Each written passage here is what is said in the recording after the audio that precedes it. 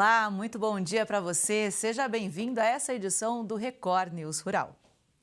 O Brasil tem se destacado na regulamentação de drones agrícolas e acelerado o uso no campo. No Distrito Federal, os produtores estão se informando e aderindo à tecnologia.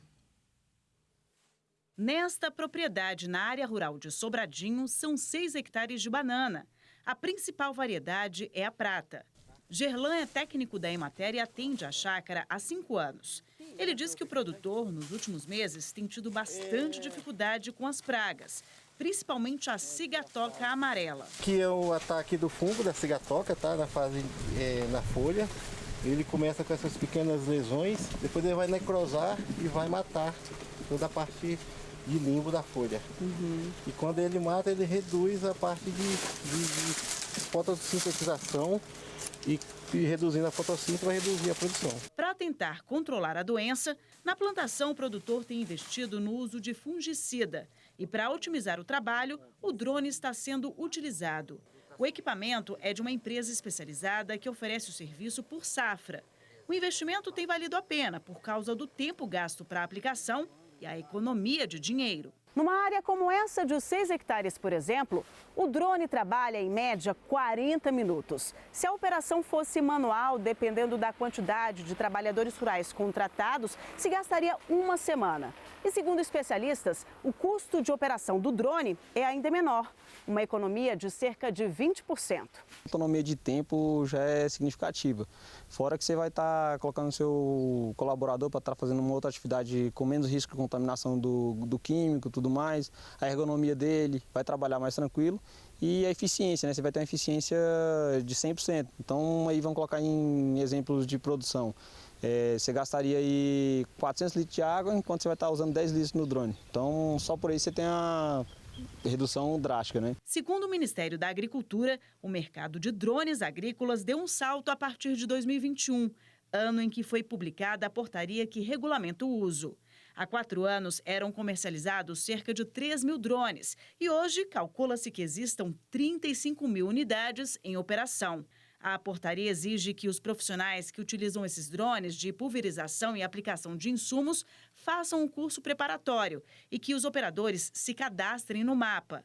A chefe da Divisão de Aviação Agrícola do Ministério ressalta a importância do uso dessa tecnologia. A possibilidade da gente estar retirando o pequeno produtor de dentro do talhão no momento de uma aplicação, por exemplo, que garante uma maior segurança para esse profissional. Né? E a garantia também de uma aplicação localizada, né? Uma aplicação georreferenciada, a gente consegue minimizar o uso de insumos, a gente garante uma eficiência maior, a gente evita problemas decorrentes de deriva, enfim. Logicamente, tudo isso atrelado à capacitação do corpo técnico, sejam produtores que adquiriram os drones ou prestadores de serviço, eles precisam de um corpo técnico devidamente treinado e certificado para operar esses equipamentos. Darlan montou a empresa de drones em 2018 e hoje tem 7 equipamentos de última geração que são alugados para produtores de cereais, fruticultura e até pecuária.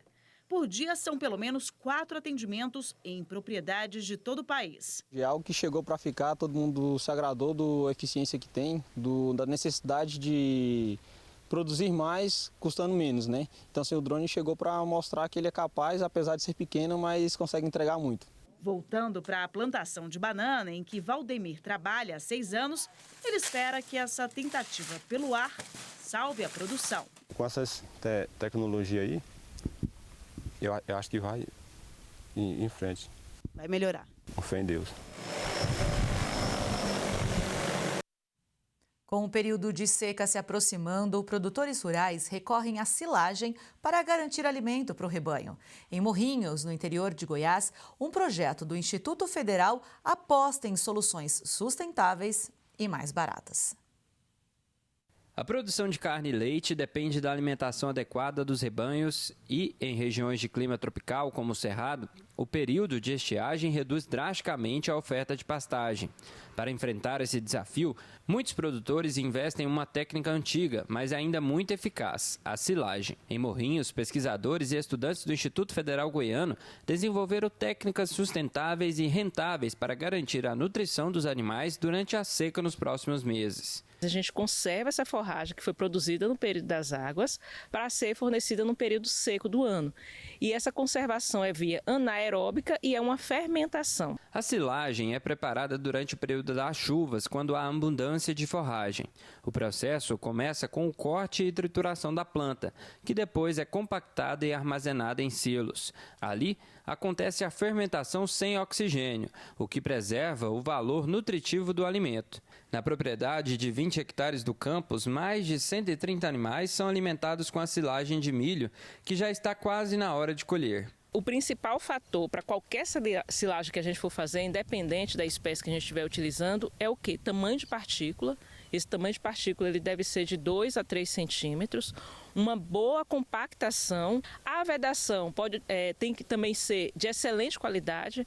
Vedar com a lona dupla face, sempre tendo cuidado de manter a parte branca para o exterior, né, para que haja uma irradiação da luz solar e mantenha uma temperatura ideal dentro do silo. E é aqui no campo que todo esse planejamento começa. O solo precisa estar bem preparado, a lavoura muito bem cuidada e também o milho tem um ponto certo, que é o corte para fazer na hora certa, justamente para ter uma silagem de melhor qualidade. Professora, como que é o ponto do milho? Explica para a gente aqui.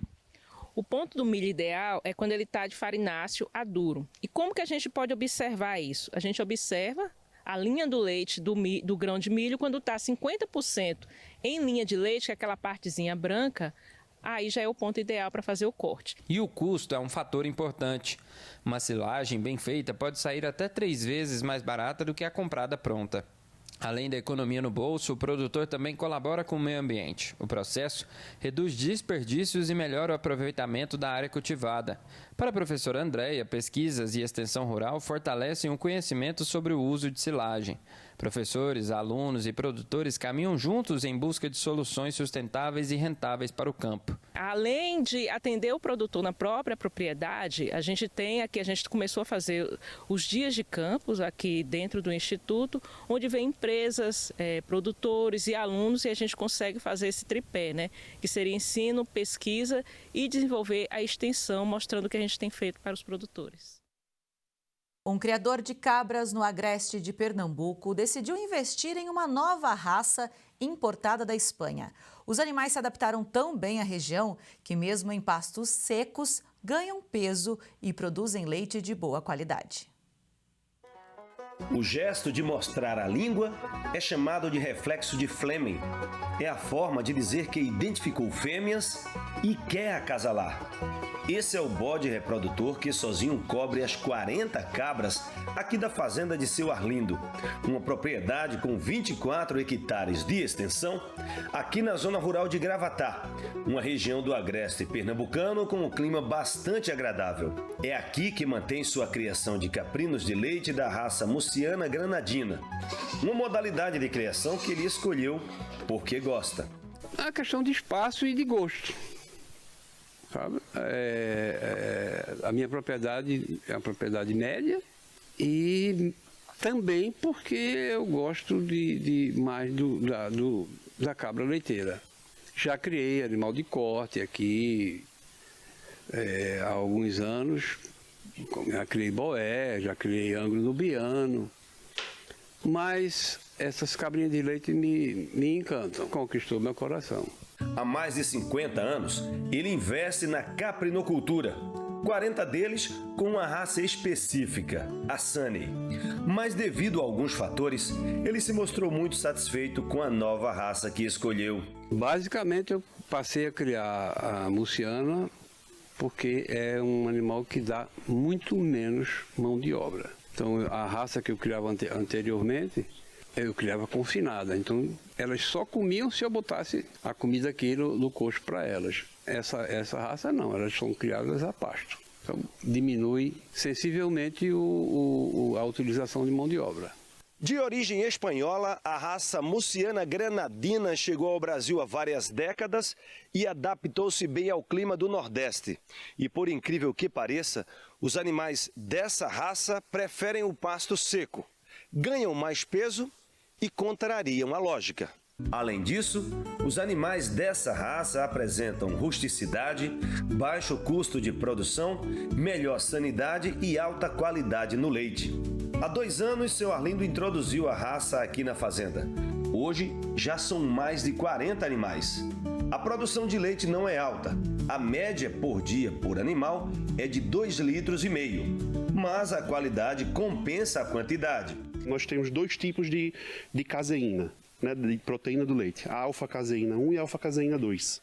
A alfa-caseína 1, ela está muito ligada a essa inflamação intestinal, a essa intolerância alimentar. E o leite da vaca, ele possui uma maior quantidade da alfa-caseína 1, em detrimento à alfa-caseína 2. O leite da cabra, via de regra, todas as cabras, praticamente é composto por alfa-caseína 2. É um leite mais aceitável, é um leite melhor digerido, que tem um índice de alergias alimentares muito menor do que o leite da vaca.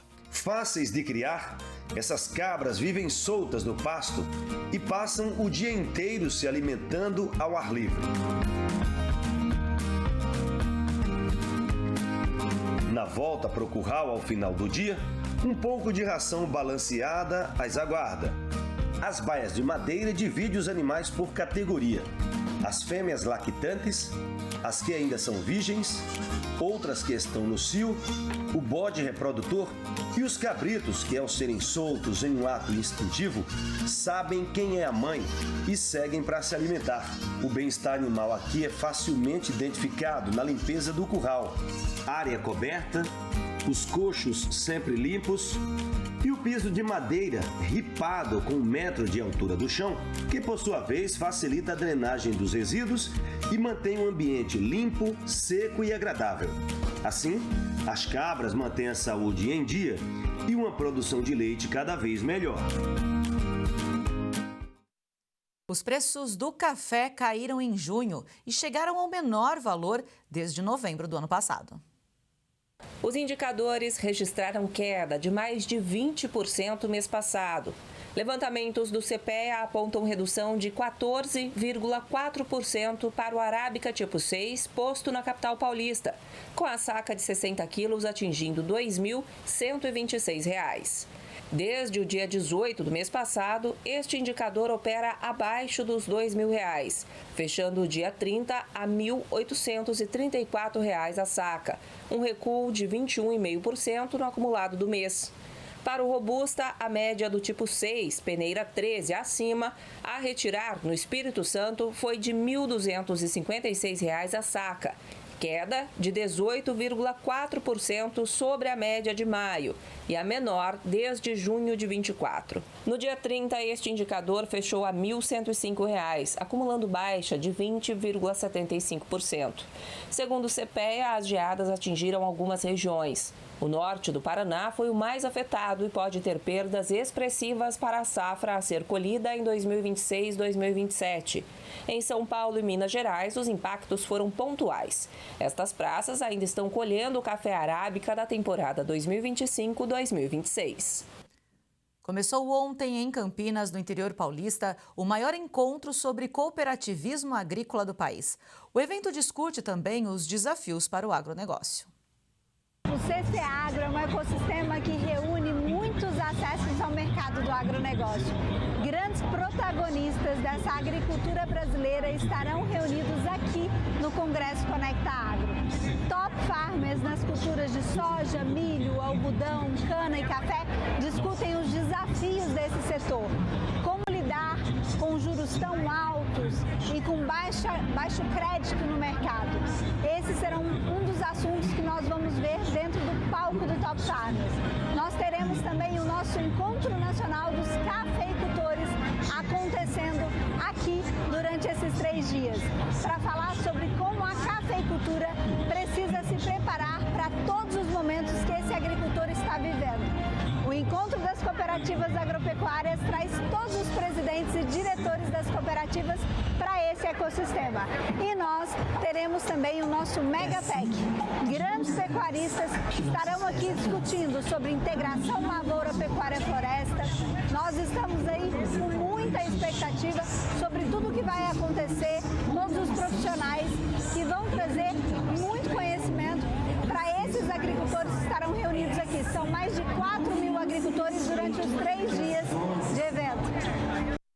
A gente vem acompanhando ao longo dos últimos meses e já falamos nessa edição sobre o sobe e desce do preço do café, influenciados por eventos climáticos e também cenário internacional, recordes de exportação, gargalos logísticos. E aí um evento que começou ontem em Campinas, no interior paulista, e vai até sexta, está discutindo esses pontos e também novas regras de comércio e tendências de consumo. Por isso, quem chega para conversar com a gente agora é o Marcos Matos, diretor do Secafé, que é o Conselho dos Exportadores de Café do Brasil. Bom dia, Marcos. Um prazer ter você aqui com a gente. Olá a todos. A satisfação é toda minha poder estar com vocês. Bom, eu agradeço pelo seu tempo, porque a gente está no meio de um evento, né, que começou ontem à noite. Fala um pouco para a gente sobre os Coffee Dinner e Summit. Olha, é um evento que nós muito nos orgulhamos, fazemos a cada 2 anos. E já nas últimas edições nós vimos o tamanho que o Brasil é para o mercado internacional e viemos aumentando a nossa participação e representações de países. Então nós já chegamos na 10ª edição do Coffee Dinner Summit, com 35 países já aqui em Campinas, e são países representados por lideranças, empresários. Nós trouxemos os presidentes das associações globais de café da Europa, Suíça, Reino Unido, Estados Unidos, China.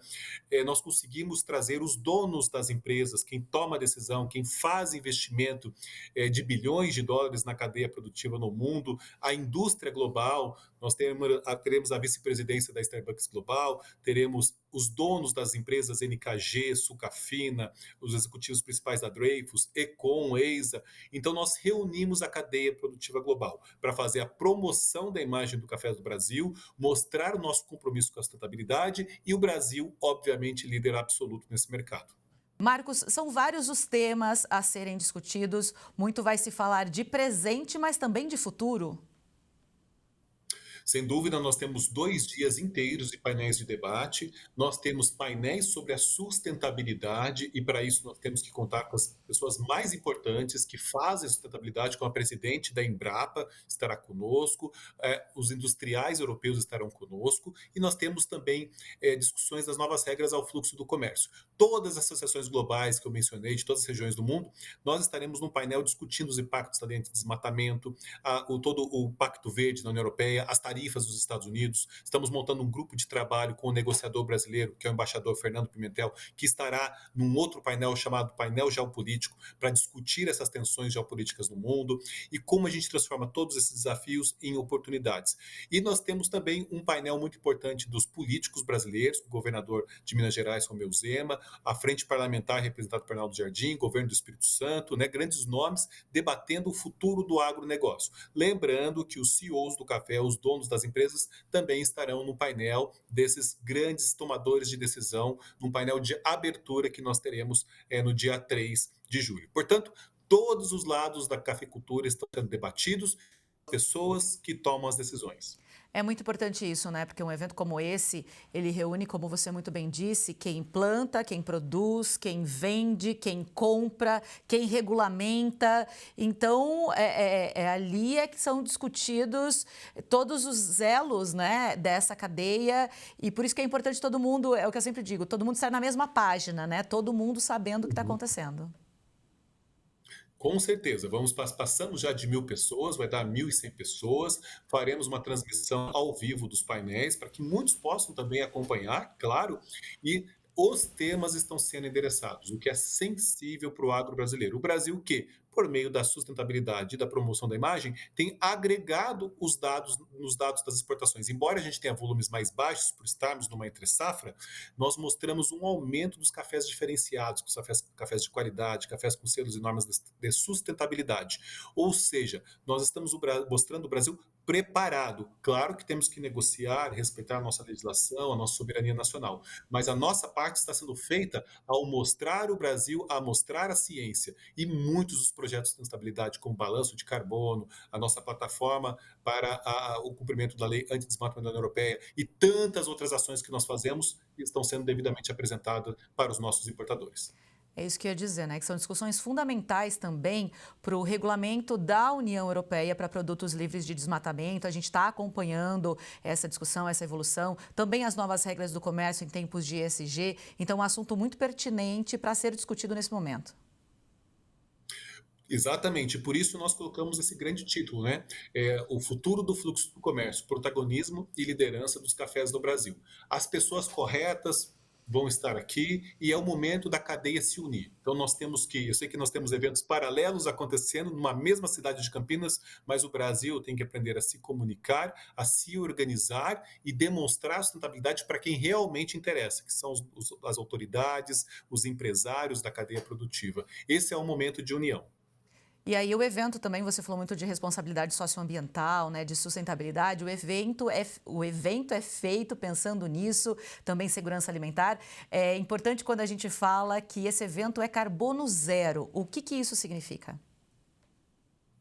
O fato de ser carbono zero, a gente tem parceiros, uma startup muito importante, chama Ecoar Biodiversidade, que nos gera esse certificado, que é feito com base em plantio de mudas e árvores em regiões específicas dentro das regras para neutralizar o carbono que vem justamente da realização de um evento tão grande como esse, envolvendo tantas pessoas, tantas viagens internacionais.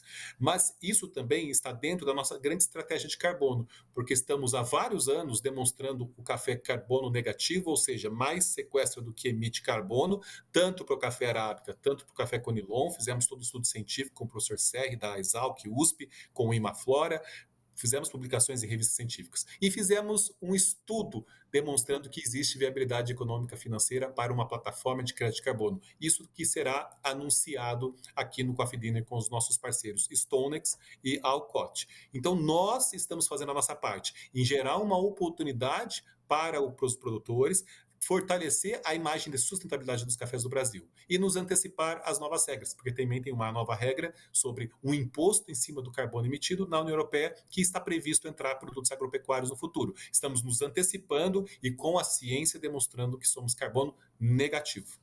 Exato, e aí é interessante que já foi feito um cálculo de quanto que o evento consumiria, né, de CO2, seriam 9,8 toneladas de CO2, por isso já foram plantadas árvores para equalizar esse gasto, esse consumo, na verdade.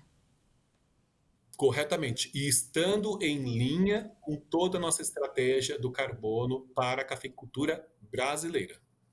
E aí, um dos assuntos muito pertinentes também, né, junto com todos os outros, são os desafios logísticos no abastecimento do café.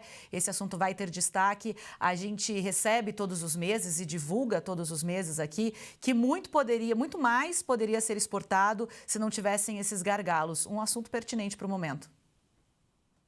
É um assunto pertinente para o momento. Os próprios importadores falam, né? O Brasil é tão eficiente dentro da porteira.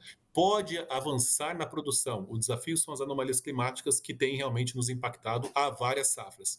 Mas nada adianta sermos tão eficientes no agro se a logística não acompanha. E o agro brasileiro precisa seguir crescendo, que é fundamental para a nossa economia brasileira. Mas a nossa capacidade portuária segue estática. Precisamos de novos projetos. A infraestrutura tem que estar no orçamento, né, público brasileiro, do Congresso Nacional. Então, ao termos futuros políticos tão importantes, Frente Parlamentar da Agropecuária, governadores, nós queremos que a agenda da infraestrutura esteja no Congresso Nacional ou com os futuros governantes desse país. Então, nós temos que olhar tanto o lado político, tanto o lado do fluxo do comércio e assumir nossas responsabilidades. Tem coisas que nós dependemos dos importadores e nós trabalhamos juntos e exigimos respeito, mas tem coisas que é um dever de casa de nós, brasileiros, como sociedade. Infraestrutura é um dever nosso e nós estamos muito atrás desse dever de casa. Então, é um assunto de primeira ordem. Mudanças climáticas e logística são um dos grandes desafios que nós temos pela frente.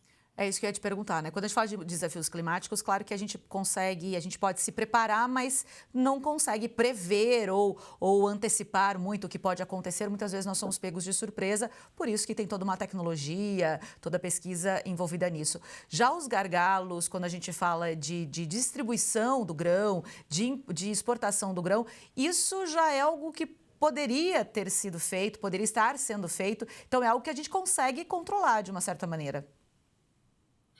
Sem dúvida, e a gente tem que olhar que o Brasil se tornou o maior exportador mundial de algodão. O Brasil cresce em café, o seu market share. Tantos produtos agropecuários também usam containers, né? Nós temos parte do açúcar, arroz, tabaco, papel e celulose. Então, nós temos que olhar o Brasil como um todo. Não é apenas o café brasileiro, é o agro que precisa crescer para garantir segurança alimentar e energética dentro do país e fora do país. Exportamos, no caso de café, mais de 150 países. O agro exporta para mais de 190 países. Então, veja, nós temos que ter uma agenda da infraestrutura. Nossos portos ainda são portos antigos, de Bahia, né? Não tem área de manobra, não tem calado. Os navios, na época da pandemia, foram comprados navios maiores, de 24, 28 mil containers, que não entram nesses portos. Não há espaço, não há área de manobra, não há calado. Então, nós temos que pensar o seguinte, o futuro está indo para essa direção, a infraestrutura no mundo está evoluindo, mas o Brasil ficou para trás décadas e décadas atrás. Então, nós temos um dever de casa urgente para ser feito. E é essa mensagem de urgência de novos projetos que vai ser debatido no Coffee Dinner. E nós vamos mostrar projetos importantes que estão sendo feitos no estado do Espírito Santo. Portanto, existem projetos sendo feitos e precisamos dessa agenda estar no Congresso Nacional. Perfeito. E aí a gente fala, né, desse aumento da produtividade brasileira, de todos, né, de todos os produtos, aí de todas as culturas, de muitas culturas, da necessidade dessa exportação. Mas quando a gente fala do café, você mesmo disse que o consumidor, ele lentamente pode estar mudando o consumo dele também hoje com a exportação maior de cafés especiais, de cafés diferentes, né, de cafés que têm uma nota maior, enfim. Esse é um assunto que vai estar em pauta, não só o café do dia a dia e o café que, como a gente conhece, tradicional, mas também esses cafés diferenciados. Olha, e é muito bom ter tocado nesse assunto, porque nós temos dois grandes painéis. Um que discute a possibilidade do mundo produzir diante dessa demanda crescente. Então, a gente vai discutir como está a produção em todas as regiões do mundo e todas as regiões de consumo do mundo, o balanço de demanda. E, na sequência, um painel com pessoas muito experientes, porque o consumo tem se sofisticado, bebidas geladas, o hábito saudável com as cafeínas, e o café é o produto mais saudável que te dá essa possibilidade, bebidas prontas para beber, as cafeterias, os cafés especiais, de origem, rastreabilidade. Então, nós vamos ter um palestrante dos Estados Unidos, que é o presidente da National Coffee Association dos Estados Unidos, falando de Estados Unidos. Vamos ter o Stephen Jerdex da Melita falando só sobre a Europa. Vamos ter a UCC, que é a maior empresa de cafés do Japão, o seu diretor vai falar sobre o mercado japonês. E vamos ter a Euromonitor, com profissionais muito experientes falando de China e países árabes, Oriente Médio, que também se moderniza o hábito de consumo. Então, veja, nós vamos ter o mundo todo, os hábitos, a tendência de futuro, que esperar para 2040, as novas gerações, o consumo na China que vem despertando ali todos os nossos instintos quando a gente vê essa grande indústria moderna, as cafeterias, os jovens chineses. Então, tudo isso vai ser discutido pelos profissionais mais gabaritados do mercado. Tanto de quem consome bastante, como de quem produz bastante. E aí, claro que eu tenho que te perguntar sobre valores, sobre preço de café. A gente viu uma alta, nunca vista antes. E aí, agora, um movimento aí de baixa, se aproximando, talvez, de uma normalidade ou de uma estabilidade. O assunto valor também vai estar em pauta.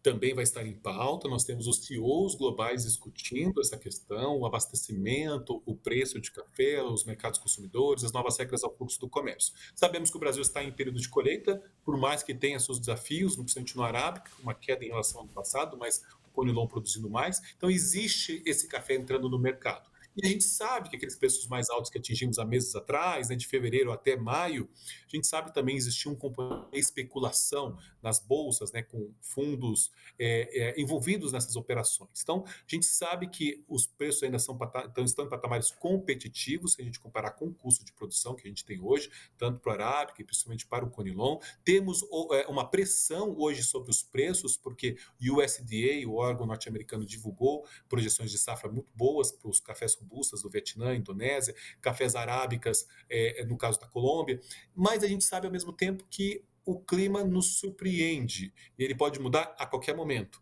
E a gente também não tem ainda os elementos certos para dizer como vai ser a safra 26, que até o momento ela é sim muito positiva para todo o mercado. A safra brasileira principalmente pode ser recorde em 2026. Mas isso também poderia ter acontecido nas últimas safras. Desde 2020 a gente não tem uma safra recorde. Então é o mercado do clima, que todas essas variáveis estão na mesa, é a safra brasileira tão grande entrando, embora não seja recorde, né, com redução, e nós temos esse mundo passando por tensões geopolíticas, as bolsas de valores oscilando tanto, taxas de câmbio, vimos o câmbio cair no Brasil de uma forma expressiva, e boa parte do que mudou os preços do café tem a ver com o câmbio no Brasil também. Então existem outras variáveis macroclimáticas e mercadológicas dentro dessas grandes tensões geopolíticas que a gente vive hoje. Está tudo correlacionado.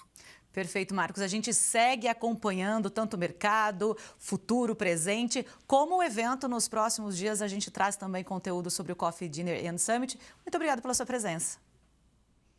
Muito obrigado por toda a parceria de vocês, todo esse apoio, e ficamos muito felizes por estarmos juntos num momento tão especial para os cafés do Brasil. Com certeza. Muito obrigada, um ótimo dia e um bom trabalho para você. Muito obrigado. É isso, e assim a gente encerra essa edição do Record News Rural de hoje. Muito obrigada pela sua companhia. Até a próxima.